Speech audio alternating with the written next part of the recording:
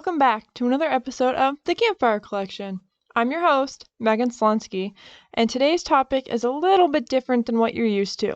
If you're new, welcome, and if this isn't your first time around the fire, gather around because Brian Williamson and I have an interesting show planned, and we really want you to be a part of it with us.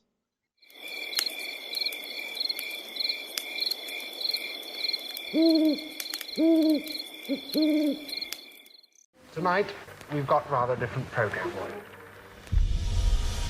I am David Attenborough, and I am 93. I've had the most extraordinary life. It's only now that I appreciate how extraordinary. The living world is a unique and spectacular marvel. Yet the way we humans live on Earth is sending it into a decline.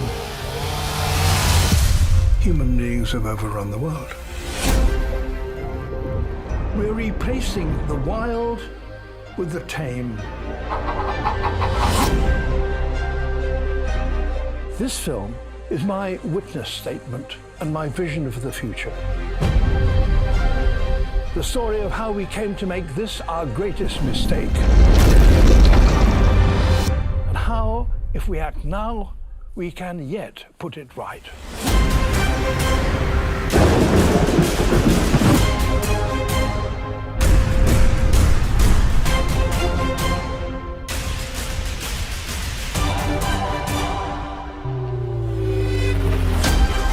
Our planet is headed for disaster. We need to learn how to work with nature rather than against it.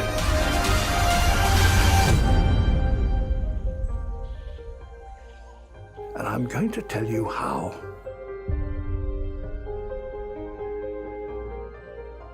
What you just heard was the trailer for David Attenborough's newest documentary, A Life on Our Planet. For those of you who don't know, David Attenborough is a famous broadcaster. He's known best for writing and presenting with BBC. Attenborough is pretty much known for going around the world, and when he was younger, it was showing the wild as it wasn't seen. But as this documentary talks about, what is considered the wild is diminishing, and the wild is pretty much already been touched by us, even though he thought he was seeing things that were untouched before. And he talks about how through climate change and how our actions have impacted these areas that he thought he was seeing for the first time. It's pretty much him explaining what we're doing wrong and how he thinks we should fix it. Brian, what did you think of it? I really enjoyed it. Coming from, the narrator of one of my favorite documentaries growing up, the impact is a lot stronger because as a kid, your curiosity sparks. You want to see the world from a perspective that you've never seen it before. That's why you watch like nature documentaries like this. So for me, places like the Arctic where he's walking with penguins, I'm not going to the Arctic anytime soon. That's really where it sparks curiosity in you as a child. So seeing that same person detailing us why we have to change what we're doing and why we're doing things wrong as we are now, it's pretty impactful because you think in, like, say 30 years from now, people aren't going to be watching Planet Earth to learn about the world. They're going to be watching documentaries like this one. They're detailing how the world is going to hell, basically. That's exactly how, not using those words, but that's how David Attenborough puts it in the documentary. And I think what I really liked about the documentary is he takes some of those old footage from other documentaries he did in the past to show him going through his life. So at the beginning of the documentary, he even goes all the way back to when humans first were looking back on Earth from outer space. And he used all these different examples of how humans have realized the Earth's resources are finite. That's why I thought the first half of the documentary was a great way to set up his points at the end on how we can change, which we can get into in a little bit. But Another thing I thought he did really well was his statistics throughout it. He started off showing how much of the earth is wilderness and then how much of it we've tamed over time. So I don't have the exact numbers in front of me, but it was over 60% when he starts the documentary in the 1960s or 70s. And then he goes all the way into now where it's under 40% of wilderness left. So that's a very, very shocking statistic that watching that tick down throughout the video is pretty sad. I don't know how that impacted you, Brian. Yeah, I mean, a big part of the documentary is him just listing his, I guess I would say his repertoire. You have to keep in mind the guy is 93 years old. He's, you know, lived a long life, and a lot of it has been dedicated to, you know, exploring the planet basically and showing people, you know, the planet from his view and from a view that a lot of people, you know, haven't seen before. So I believe he started off his career in the 50s, I want to say, and he talked about how he was one of the first people who was able to like fly around the world and explore places like Africa. And yeah, I'm pretty sure you're right saying I think it was like 60 something percent when the video starts off, and then uh modern day in like the 2000s, I think it goes all the way down to like 30 something percent. But, you know, seeing that drop throughout, it kind of puts it into perspective that even though we've made incredible advancements within that time, at the same time, we're taking something away a lot of people didn't feel like was finite, but David Attenborough's recurring message in this documentary is to realize that all resources, at least all these resources he's talking about, are finite. So one of the resources he talks about the animals on the planet. And he talks about hunting these animals, and I feel like this is a very important point to bring up with this being a outdoor show, and thus far I've only talked about hunting. The takeaway I had from it is he's talking about on a mass scale trying to hunt these animals for people to purchase in stores. I did not take it as one hunter hunting an animal because humans used to be primarily hunter-gatherers. That was what they were called. In the way we've created the fishing in these coral reefs and hunting of whales that he talks about. He talks about a few other animals too. We've taken away the chase of the animal. It used to be more of a fair fight, but now we've pretty much got this down to a science on a mass scale that there's not much of a fair fight for the animal anymore. And that was one of the main things that he talked about. There was even a point where there was the strike in the video you see for people saying to stop killing the whales because they were going to go extinct. In his lifetime, he saw the change of preserving animals and putting them on endangered list and being concerned of them being extinct. That wasn't the case always. That's been a more recent discovery. My long-winded point is it's the grocery stores and it's the domestication of animals that have hurt a lot of these animals. It's not a hunter deciding I'm going to go out and fill one tag during the season. That's completely different than, like, for example, a farmer raises all these domesticated birds, chickens and things like that just to be slaughtered for us to eat. I mean, in the documentary, it said 60% of animals now are raised for us to eat.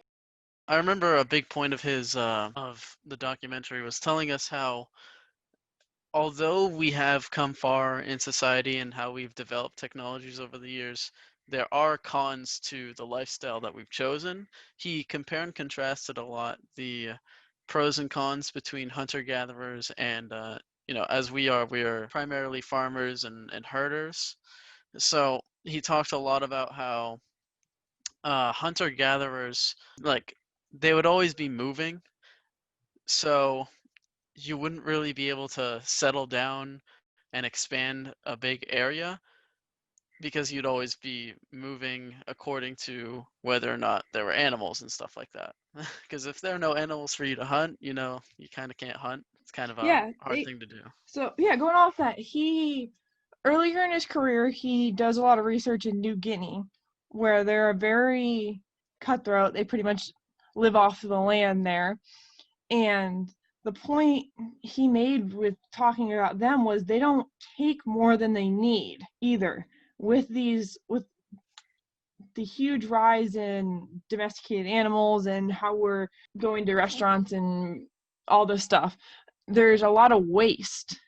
There's a lot of animals being killed for waste. The food goes bad because nobody eats it, this and that. Where it used to be, and for some people it still is, that's one of the pros to hunting that I don't think people realize, is you take what you need. You kill a deer. I go out deer season, I kill a deer, and that's going to feed my family for the next few months. You work in the meat department. What would you say about that? I do. So the thing that people don't realize with a lot of your high-end meat products, the fancy steaks, stuff like that, produces a lot of waste. And I'm saying like buckets, giant buckets that are like half as tall as I am, filled with just animal byproducts. A steak doesn't come out looking as pretty as it does when you buy it. So obviously all the excess stuff, it's got to get trimmed off of it.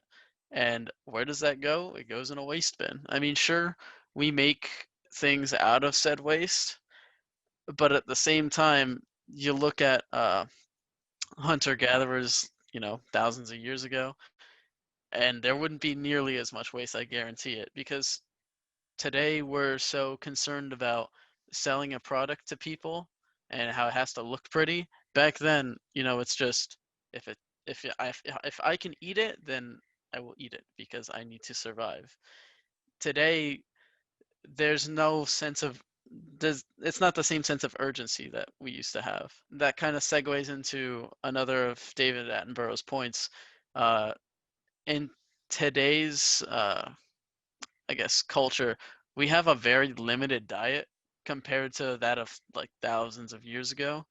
If you really think about it, we've narrowed down our animals that we eat to like probably, I would say, you could count them on one hand. Think about it. You'll primarily, in terms of meat, you'll eat like cow, you'll eat pork, you'll eat chicken, maybe lamb if you're feeling adventurous. There's not much other options at a grocery store. I mean, sure, you have seafood, that's a whole nother thing, but in terms of meat, you've really only got those typical four options. That's why hunters, I kind of commend them because they'll go off after lots of other wild protein that most people don't put in their diet. Things like, elk, antelope, deer, even, I would consider pretty Even on a smaller uncommon. scale, you would get rabbits or squirrels or other birds like pheasants and grouse. This is all type of stuff that seems pretty out of the ordinary to the normal shopper in a grocery store. Right. I mean, there's nothing wrong with eating any of those animals. They are perfectly healthy for you. It's all the same protein. So the fact that we're not taking advantage of all the species of animal in this world it's a little concerning. I mean, compared to how we lived thousands of years ago, there was no issues with sustainability because you would hunt one species, and then if those numbers were looking low, you can't just replenish them instantly. You have to go after other species. If there's a lot of rabbits but there's like almost no cow, you still don't go after the cow. You got to target the rabbits a little bit. They're getting out of Yeah, and they were control. doing that subconsciously. Now it's a big thing to look at numbers and this and that. But back then they just wanted to eat. So they said, I can't find a cow. I see a bunch of squirrels running around because Connecticut's full of them. So I'm going to go after the squirrel. Like, but this whole documentary wasn't just about, eating animals and killing animals. David Attenborough talked about how the temperature throughout his lifetime has changed. Hundreds and hundreds of years on the planet, the average temperature didn't really change much. It was probably, what do you say, a Celsius difference. And now we're seeing at the certain times of the year, of course, it's 3 degrees warmer. He said that for I take full offense. 100,000 years, the temperature fluctuated within 1 degree Celsius. But now, within his lifetime, it has gone up 3 degrees. Right. Even that small amount of change is enough to, I mean, as we see, It sounds small saying 3 degrees Celsius. That is a huge change, seeing that over 100,000 years it's never changed, ever. Right. And over 100,000 years, species have adapted and evolved to the point where they're very reliant on that constant temperature in order to, be able to sustain themselves in a certain environment. So when you see this sudden change, evolution can't keep up with that. We're talking about over 100 years, we're seeing temperatures go from being able to keep ice, solid from having it melt. The polar caps are obviously melting, which in turn only speeds up our rate of global warming, because a big reason that the ice caps are so important is because they reflect a lot of light off them, because it's all, I don't think a lot of people realize that. I think all they think of is just these animals live there, and I don't think they realize how the Arctic and this ice and this reflection of the sun, which cools down the atmosphere, which you're talking about, impacts us directly. A lot of people just think of the sad polar bear picture, which is really sad, but it directly impacts us, because that is part of the effects causing the temperature to rise. There's less ice for the sun to reflect off of, so now we're absorbing it in our atmosphere. It's literally Earth's big ice cube. It's cooling down the Earth, but as it melts, the temperature of our drink or our Earth is going to get hotter, which is a problem for all these species that call that area home, and for the rest of the planet, because the rest of the planet relies on this one big ice cube to keep it at a constant temperature. And over thousands of years, it's adapted to being at this temperature. So when you suddenly change that, that's where you see issues, and that's what we're seeing today. If you look at California has now burned to an average area which is the size of Connecticut now. And yes, it's happened for years, and that people, climate change deniers are arguing that this has always happened. But it's happening so badly now because of this rise in temperature. This rise in temperature causing it to be warm longer. It's causing everything to dry out, so it's extremely dry, and it's spreading a lot faster in an uncontainable rate. So not only does this impact the wildlife that call that home, like you said, but this burning of the trees impacts the air we breathe. Right, and the air that we breathe is pretty important, because obviously without it we die. Yeah, without it we die. And another thing he talked about was the vast deforestation of our planet. We see areas like the Amazon, which are home to the most species of animals on our planet. He talked about how tropical rainforests are the most diverse areas in which animals can live. So the fact that we see those habitats being destroyed the most is very alarming, because the sooner that you take down that habitat, the sooner that we see the extinction of some of our most biodiverse areas of land. The thing is, a lot of people refer to the Amazon as the lungs of the world, because of the fact that there's so many trees, there's so much plant life that's so dense that it's absorbing so much of our CO2 and giving us so much oxygen. So I don't get why, just like in a human skeleton, you protect the lungs with, your ribs and all that. I don't get why we're not protecting it as much as we would our lungs. We say smoking is bad, so we're basically telling our planet it's okay to smoke by cutting down a vast majority of the Amazon. He talked about the coral reefs, and he talked about how they're dying. Right. So, as ocean temperatures increase, which, is a result of climate change and global warming, you see a phenomenon called coral bleaching. Coral bleaching is basically what happens when the coral polyps in a coral reef, which they build up over time, start to die. Coral is usually a very fluorescent color. It ranges in many, shades of neon colors, typically like pink or orange.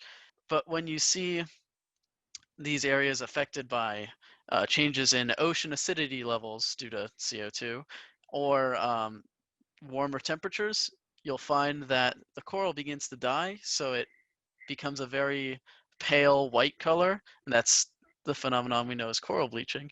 The thing is, a lot of animals like clownfish and sea anemones rely on coral reefs as a habitat. A lot of people don't think of it as its own habitat, but it really is. And that's not the only thing that is affected by ocean's acidity levels.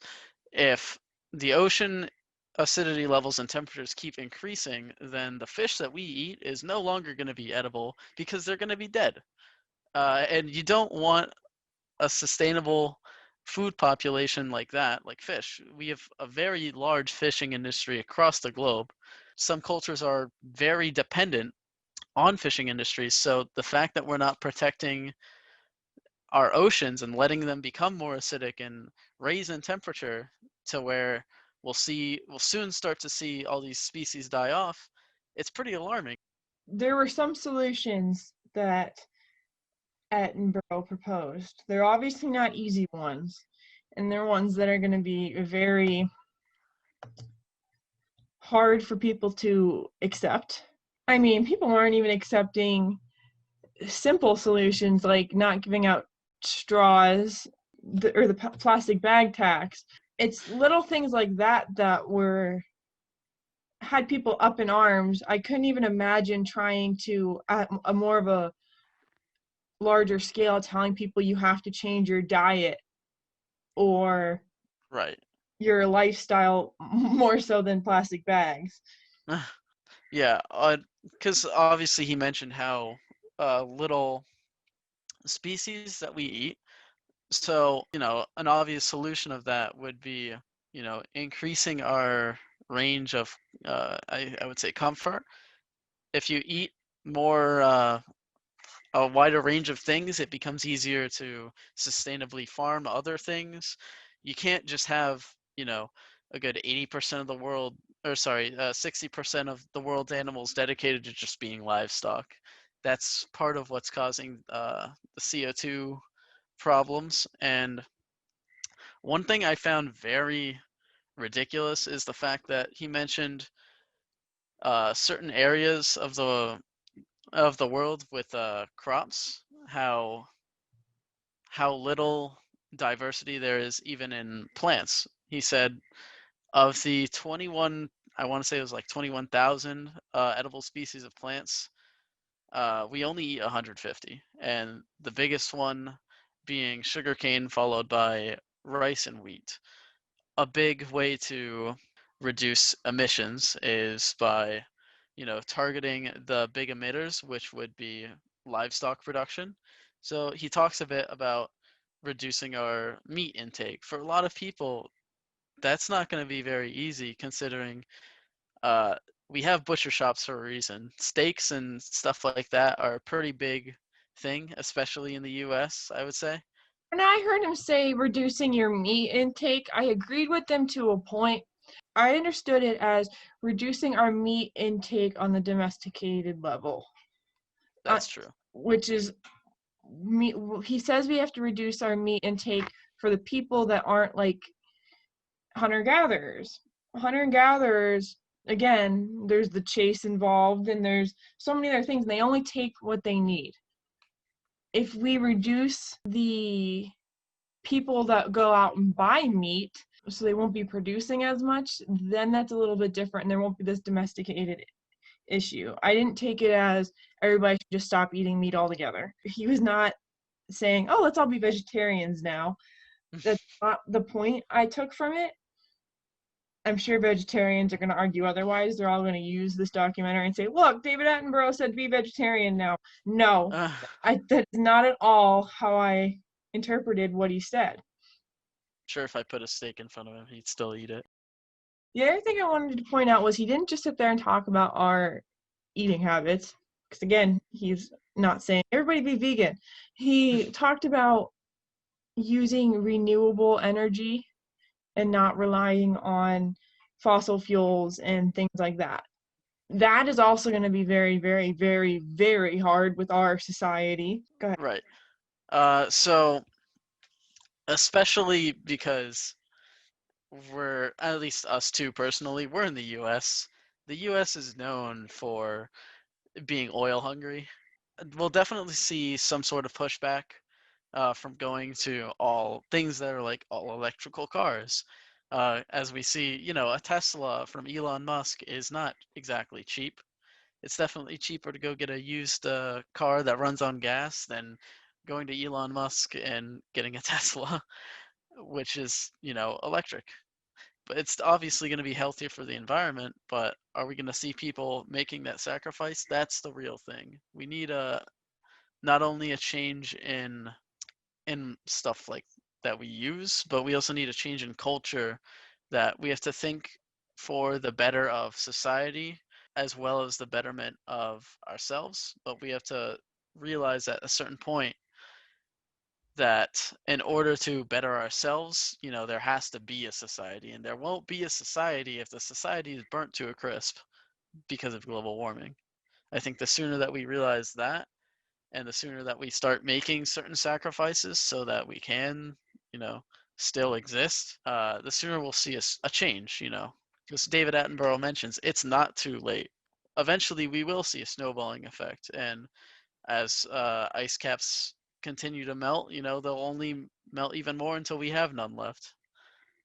I think not only is it about gas, which is a huge issue, and everyone should go to electric cars, but that's not going to happen anytime soon. Electricity is an issue. You don't see everybody with solar panels and us running just on wind energy, and these type of renewable resources and this type of energy is how we're going to need to operate, especially with technology growing and the way society is going, and more people are spending time indoors playing video games, watching TV, streaming stuff. All this stuff needs to be charged. It doesn't last forever, so they're going to be plugging it into an outlet. And where's that outlet getting its energy from? Is it getting it from a renewable resource, or is it getting it from a not so planet friendly source? Right. Cutting out, finite resources such as fossil fuels is not entirely realistic. I mean, I'm sure we can vastly reduce, but I'm sure we'll still see some use. But the thing that people need to realize is that, again, that they are finite. That If we reduce and still use them, that's different than what we're doing now. We're not reducing at the fast right, enough rate. So, okay, yes, maybe they won't go away in its entirety, but eating meat is not going away either, and people going to restaurants is not going away. This stuff isn't going to go away. So we're just going to have to adapt and do it correctly, or else we're going to have an issue. right. An example he used in his documentary was Morocco. For those of you who don't know, Morocco is located in northwestern Africa. It's literally a couple miles away from Spain, to put that into perspective. But Morocco has so much solar panels lined up that it is almost an exporter of energy. They produce so much energy that it powers their country, and they're able to link it up and send it to areas, southern Europe. I'm sure areas in like Spain, France, Portugal are all powered using energy that Morocco is generating. So it's not exactly something of the future. It's stuff that we see now. We see these people that are, building economies off of stuff like energy exports. And I think that's something that we have to realize. This is not something that is going to take years and years to develop. This is something that we already have pretty much the capability of doing. Building efficient hydroelectric dams that don't harm the environment. It's there. It's not perfect, but it's a start. Building solar panels that are able to gather really large amounts of energy. That's something that we already can do. The problem is the implementation and the willingness to implement these changes versus the sources that we've become so familiar with. Stuff like oil, which you obviously get from stuff like oil refineries, oil rigs, coals from mining and stuff like that. This is all stuff that's existed for much longer periods of time. So yes, people are going to be more reluctant to part ways with them, but at a certain point you have to realize that you have to advance and you have to make these changes in order for us to be able to keep existing on this planet. This has been the Campfire Collection. As the West Coast struggles with the continuing wildfires, the United Ways of the Pacific Northwest has set up an emergency relief and recovery fund. See their website to donate today. If you continue this conversation on David Attenborough's newest documentary, please find us and tag us on social media so we can continue this conversation on climate change and what's happening to our environment today.